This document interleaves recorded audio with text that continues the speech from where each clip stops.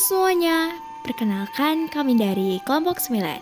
Nah, di video kali ini kami akan membahas mengenai Sumpah Pemuda dan bangkitnya nasionalisme modern.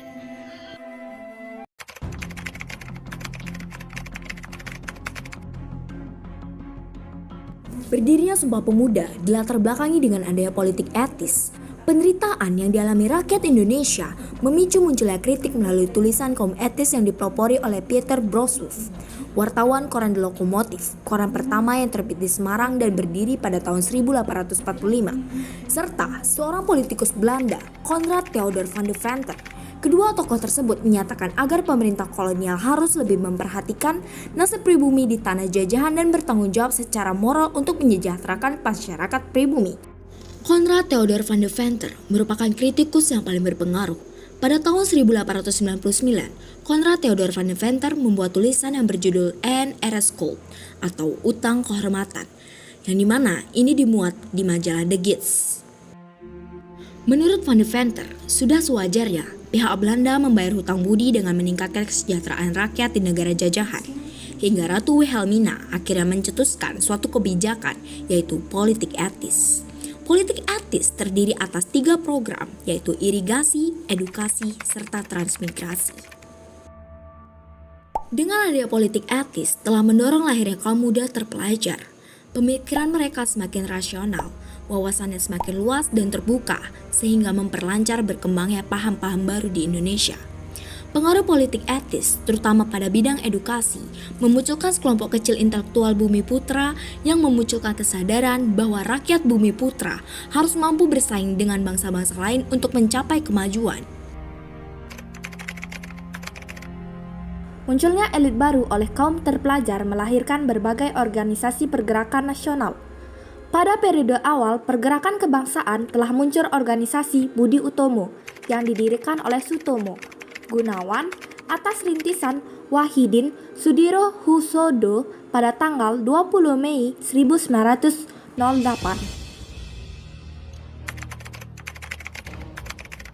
Adapun organisasi PI, Perhimpunan Indonesia, yang awalnya bernama Indis Verigin, yang berdiri pada tahun 1908 oleh para pelajar atau mahasiswa yang belajar di negeri Belanda. Organisasi itu didirikan oleh R.M. Nuto Suroto, R. Panji Sustrokartono, dan R. Hussein Jajadiningrat.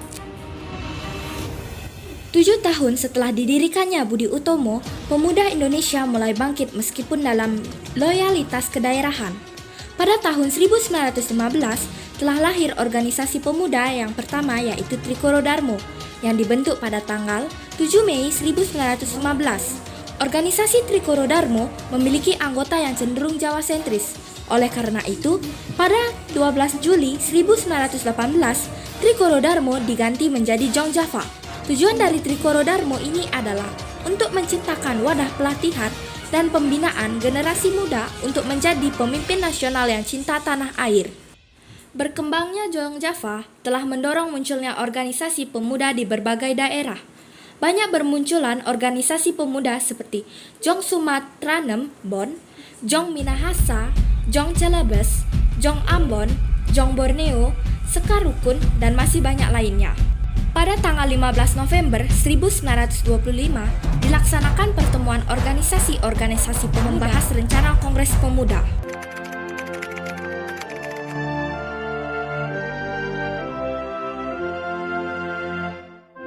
Kongres Pemuda I diselenggarakan pada 30 April sampai 2 Mei 1926 yang diselenggarakan di kota Jakarta. Sesuai dengan namanya, kongres tersebut dihadiri oleh wakil organisasi muda. Kongres ini terdiri dari 11 anggota dan dipimpin oleh Muhammad Tabrani. Tujuan dari kongres ini adalah membentuk badan sentral yang nantinya akan memajukan persatuan dan kebangsaan melalui pembinaan perkumpulan pemuda tunggal. Selain itu, tujuannya adalah menguatkan hubungan antar sesama pemuda kebangsaan. Meski kongres ini dikatakan belum sempurna, tetapi tetap menghasilkan kesepakatan. Hasil utama dari Kongres Pemuda I adalah mengakui dan menerima cita-cita persatuan Indonesia. Hal ini dikarenakan meski terdapat perbedaan sosial dan suku, rasa persatuan tetap nasional. Adapun rumusan dari Kongres Pemuda I yang pertama mengusulkan agar semua pemuda bersatu dalam pemuda Indonesia. Lalu yang kedua menerima cita-cita Indonesia yakni mewujudkan persatuan Indonesia. Lalu yang ketiga menghilangkan pandangan atau sifat adat dan kedaerahan. Dan yang terakhir mempersiapkan penyelenggaraan untuk Kongres Pemuda II. Tujuannya adalah untuk membahas sesuatu yang terasa belum jelas seperti cita-cita Indonesia. Setelah Kongres Pemuda I berakhir, berkembang usulan agar dilakukan penggabungan berbagai organisasi pemuda yang ada. Sehingga pada tanggal 15 Agustus 1926 di Jakarta, semua organisasi pemuda hadir dalam pertemuan, antara lain Jong Java, Jong Sumatrenbon, Jong Islamintenbon, Sekarukun, Jong Bataksbon, Jong Celebes, Perhimpunan Pelajar Ambon, dan juga dihadiri Komite Kongres Pemuda I. Pertemuan itu belum mendatangkan hasil yang berarti. Kemudian dibentuklah anggaran organisasi baru yang bernama Jong Indonesia atau kita sebut Pemuda Indonesia yang bertujuan untuk menanamkan cita-cita persatuan Indonesia. Sementara itu, untuk menghapus penjajahan yang merugikan rakyat Indonesia, maka dibentuklah Perhimpunan Pelajar-Pelajar di Indonesia atau disingkat dengan PPPI di Jakarta pada bulan September 1926 yang bertujuan untuk memperjuangkan Indonesia merdeka. PPPI diketuai oleh Sugondo Joyopuspito.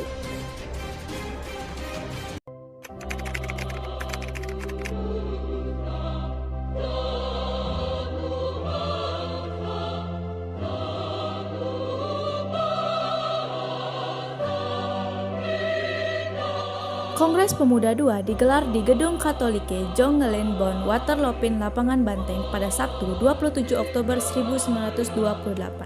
Rapat ini diketuai oleh Sugondo Joyopuspito dari Perhimpunan Pelajar Indonesia PPPI. Kongres tersebut dibagi menjadi 3 rapat, di mana pada sesi kedua Kongres Pemuda II membahas masalah pendidikan. Kongres Pemuda II adalah hasil dari kegagalan Kongres Pemuda I pada tahun 1926 untuk mewujudkan cita-cita persatuan pemuda. Selain itu, alasan dilaksanakannya Kongres Pemuda II adalah untuk menumbuhkan ide-ide politik terbuka di kalangan anak muda melalui berbagai acara. Kongres ini bertujuan untuk mewujudkan cita-cita dari semua organisasi pemuda Indonesia, membahas mengenai masalah perkumpulan pemuda Indonesia, dan memperkuat dalam kesadaran kebangsaan serta persatuan Indonesia. Adapun panitia yang tergabung dalam Kongres Pemuda II yaitu sebagai berikut. Kongres Pemuda II dipimpin oleh Sugondo Joyopuspito dan didampingi oleh R.M. Djoko Marsait terpilih sebagai wakil. Sementara itu, Mohyamin terpilih menjadi sekretaris dan Amir Syarifuddin terpilih menjadi bendahara. Selain itu, panitia Kongres Pemuda II adalah Joha Muhammad Jaja sebagai pembantu 1, R. Kaca Sungkana sebagai pembantu 2, RCL Senduk sebagai pembantu 3, Johannes Leimena sebagai pembantu 4, dan Rosjani Suud sebagai pembantu 5. Pelaksanaan Kongres Pemuda II.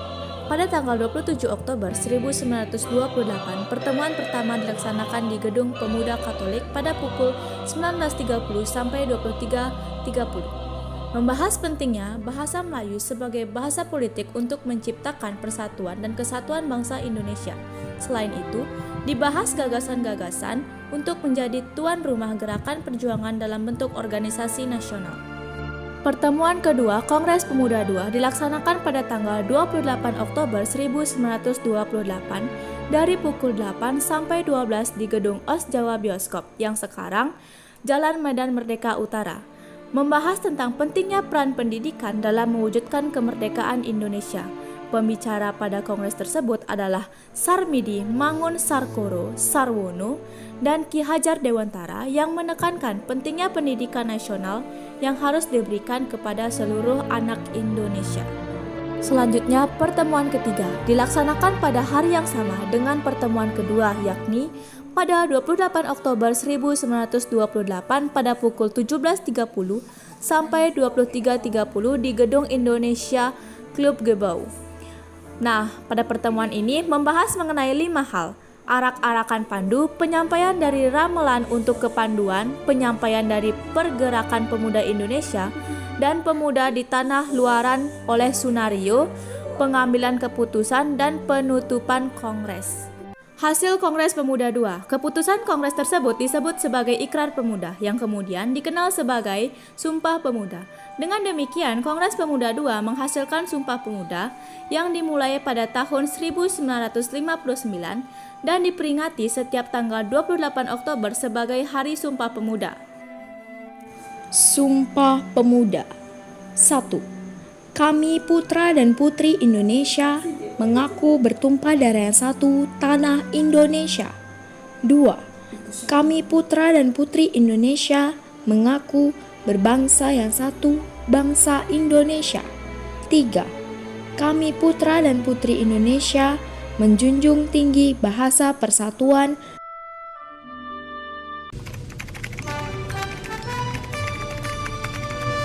Sebagai seorang terpelajar, Soekarno muncul sebagai seorang pemuda cerdas yang memimpin pergerakan nasional baru. Ia mendirikan partai dengan nama Partai Nasional Indonesia pada tanggal 4 Juli 1927. Secara berkala, Partai Nasional Indonesia (PNI) terus mendapat tekanan dari Belanda. Soekarno sebagai pemimpin PNI karena aksi-aksi yang dengan radikal terhadap pemerintah Belanda akhirnya ditangkap dan diadili. Soekarno menjalani masa penahanannya, PNI pecah menjadi dua, Partai Indonesia Pertindo dan Pendidikan Nasional Indonesia atau PNI baru. Soekarno masuk dalam Partai Indonesia dan PNI baru dipimpin oleh Muhammad Hatta dan Syar. Partai Indonesia lebih menekankan pada mobilisasi massa, sedangkan PNI baru lebih menekankan pada organisasi kader yang akan menentang tekanan pemerintahan kolonial Belanda dengan keras dan lebih menanamkan pemahaman ide nasionalisme. Kedua strategi politik itu belum mencapai hasil yang maksimal, hingga pada akhirnya ketiga tokoh itu ditangkap dan diasingkan oleh Belanda, dan ditahan serta diasingkan pada 1933. Dua organisasi itu pun yang didirikan akhirnya dibubarkan oleh pemerintahan kolonial. Organisasi pergerakan untuk menentang Belanda terus berjalan. Kelompok yang beraliran Marxis mendirikan Gerakan Rakyat Indonesia, Gerindo, di bawah pimpinan Amir Syarifuddin dan Aka Gani. Partai ini cenderung menampakkan paham fasisme internasional. Gerindra sebagai partai yang berpaham Marxis lebih menunjukkan sikap anti-kolonialisme, anti-Eropa, dan anti-kapitalisme.